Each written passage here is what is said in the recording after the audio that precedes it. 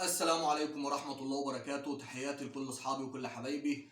نبدأ الكلام بخير السلام، فاللهم صل وسلم وبارك على سيدنا محمد وعلى آله وصحبه وسلم.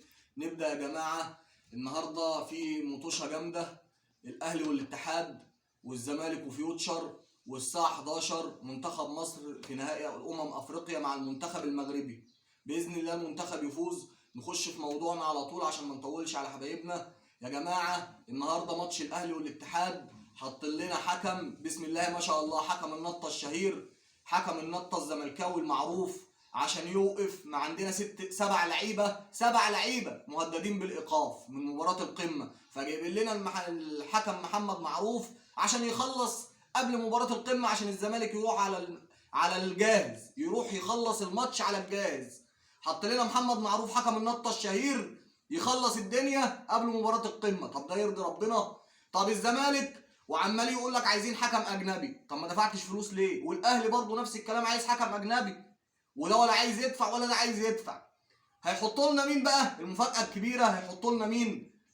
هيحطوا لنا ابراهيم نور الدين الزملكاوي للصميم، عشان اي لمسة جوه منطقة الجزاء هوب ضربة جزاء، ويلا بالهنا والشفا كسر الزمالك على الجاهز.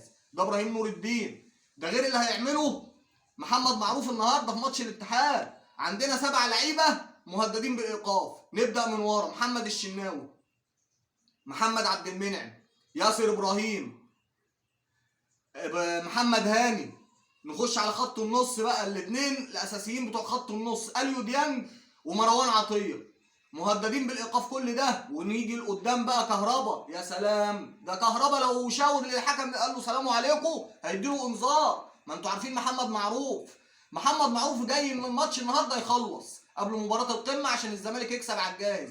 وبخلاف ده كله جايب بقول لكم اهو عشان تبقوا عارفين قبل الماتش يوم الخميس، انا بقول النهارده السبت اهو، الماتش يوم الخميس. ابراهيم نور الدين اللي هيحكم مباراه القمه، هيديله الختام والتحليه بقى اللي بيعملوا في المطوشه كلها للزمالك، هيحلوا بيه في ماتش القمه عشان يخلص الماتش ويكسب الزمالك على الجاهز. طب ده كلام يعني. النهارده محمد معروف عشان يخلص ويوقف من ال7 لعيبه على الاقل 5 ويديلهم انذار عشان ما يلعبوش. والحكم مباراه القمه ابراهيم نور الدين. هو ايه؟ مفيش غير الحكام الزملكاويه دول؟ يا جماعه اتقوا الله، اتقوا الله. انتوا ما معكمش فلوس والانديه ما معهاش فلوس، يبقى تجيبوا حتى حكم اماراتي، حكم مغربي، حكم جزائري. ما ينفعش الحكم المصري هيبوظ الماتش، وبخاصه ابراهيم نور الدين هيقلبها دمار. ابراهيم نور الدين زملكاوي متعصب وهيقلبها دمار. ده اللي هيعمله ابراهيم نور الدين. ده غير اللي هيعمله النهارده محمد معروف اقل حاجه 7 لعيبه مهددين بالايقاف. هيوقف لك 5 مش هيلعبوا، ومنهم كهربا، ومنهم محمد الشناوي، ومنهم محمد عبد المنعم. واللي هيخش على خط النص هيروح موقف لك مروان عطيه واليو ديانج. مش هتلاقي لعيبه تلعب بيها مباراه القمه.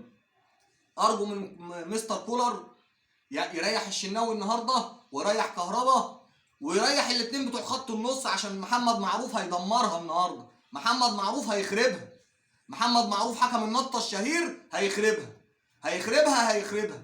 يعني ارجو من مستر كولر يريح محمد الشناوي ومحمد عبد المنعم، ادي 2، ويريح الاثنين بتوع خط النص اليو ديانج ومروان عطيه، لان دول هياخدوا انذارات. ده محمد معروف. ويريح كهربا.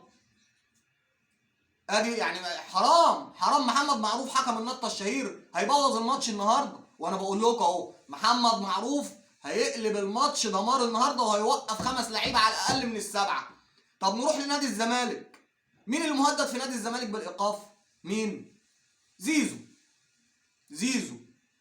هل الصباح هيوقف زيزو؟